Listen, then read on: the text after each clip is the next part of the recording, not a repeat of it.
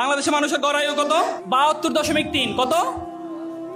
৭২.৩। এর মধ্যে আমাদের মায়েদের হচ্ছে ৭৩.৮, আর আমরা যারা ছেলে মানুষ আছি তাদের হচ্ছে ৭০.৮। দুইটাকে অ্যাভারেজ করো, দেখবা ৭২.৩ আসবে। কিন্তু প্রশ্ন হচ্ছে মায়েদের বেশি কেন বয়স? গড় আয়ু মায়েদের বেশি কেন?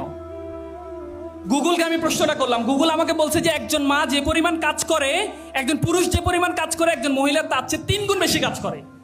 কয় গুণ বেশি? আপনারা তো এখন একটু নিজেদের জন্য একটু চিন্তা করতে পারেন।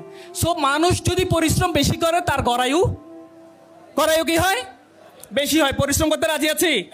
রাজি আছি? ওকে।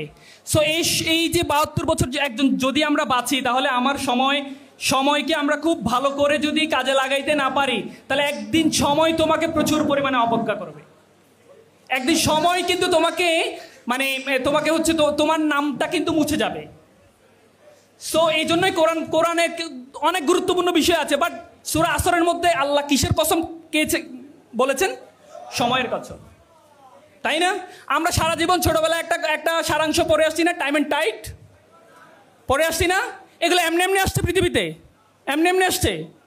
সো সময়কে যদি আমি ঠিকঠাক মেনটেন করতে পারি, আমি যদি আমার এই যে ৭২ বছরের যে সময়, এই সময়টাকে যদি আমি ঠিকঠাক করতে পারি, then we will be the asset for the country, for the society, for the family. তুমি চিন্তা করে দেখো, প্রথম স্টোরি ছিল এ, তারপরে স্টোরি ছিল এস, তারপরে স্টোরি ছিল এস, দেন আমরা কি হইলাম? গাধা। আমরা বললাম যে আমরা গাধা হইলাম, আমরা এখন মানুষ হতে চাই। অ্যান্ড দেন দুইটা স্টোরি আমাকে শিখতে হয়েছে। এরপরের স্টোরিটা ছিল আমাকে ইথিক্যাল মেনটেন করতেছে, ইথিক্স হওয়া লাগছে। আমার শিক্ষা ব্যবস্থা ইথিক্স নাই, আমার ধর্ম আমাকে ইথিক্স দেয়, আমার ধর্ম আমাকে মোরাল করে। অ্যান্ড মাই নেক্সট স্টোরি ছিল টি দিয়ে। তাহলে কি হইল? এখন কি হইল? কি ছিলাম? সম্পদ হইলাম